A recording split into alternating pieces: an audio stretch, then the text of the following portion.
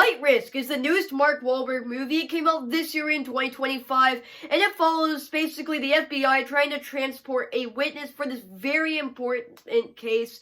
And turns out their pilot is not everything they say is Mark Wahlberg's character, who is for some reason bald, which we never get an explanation for in this movie. He's just randomly bald for like quite literally no reason, which I don't mind. It's just something to mention in this review. And a lot of people don't like this movie, and there's some very obviously reasons why. It honestly just feels like that if Mark Wahlberg was not playing the main lead, I feel like it would have went straight to Netflix. It really does have that feel of Netflix original, in the same way that a lot of other fairly bland action movies feel. And now, one more reason you wouldn't really expect this to be just a bland action quote-unquote thriller is because Mel Gibson is directing it. Mel Gibson has directed several other films and has proved himself as a director. Now, everybody has very strong feelings on him. Me, I'm not the biggest fan of Mel Gibson, but yeah, so this movie is like hilariously bad in a lot of scenes, but it still can be fairly entertaining.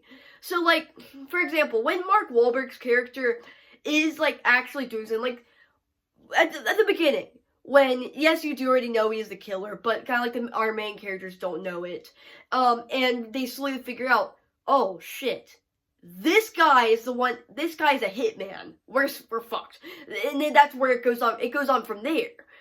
But, like, after that, it really is just them flying a plane, somebody on the other side just talking to them, and then every little bit, maybe Mark Wahlberg's character will get loose. He'll try to do something. Something will happen to him that should kill him. And then, yeah, but they'd never kill him because then the movie would end too quickly. But also, they used the whole trope of, if I killed you, that wouldn't make myself no better than you are. Which, honestly, I find is so annoying because it's been used so much in movies. At this point, when it is used, it just becomes obnoxious.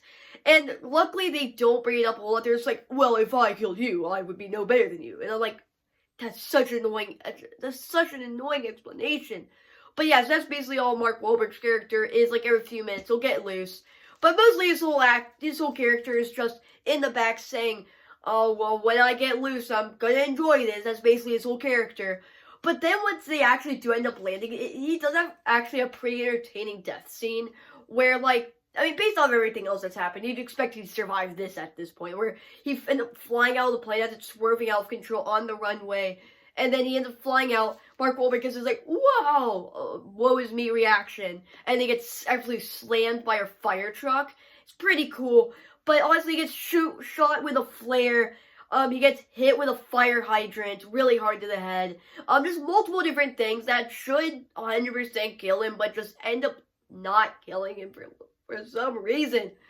And, yeah, so overall, I think I do like this movie more than a lot of other people do. I thought it was entertaining enough, but still, I mean, it doesn't make it that great. Like I said earlier, if it wasn't on, if it didn't have Mark Wahlberg as one of the main leads, then this movie would have been a Netflix original.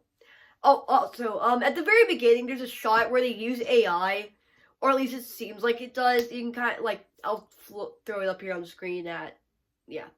So, yeah, that basically covers this review. If you guys enjoyed this video or any of my other content, please subscribe and I'll see you in the next one. Goodbye.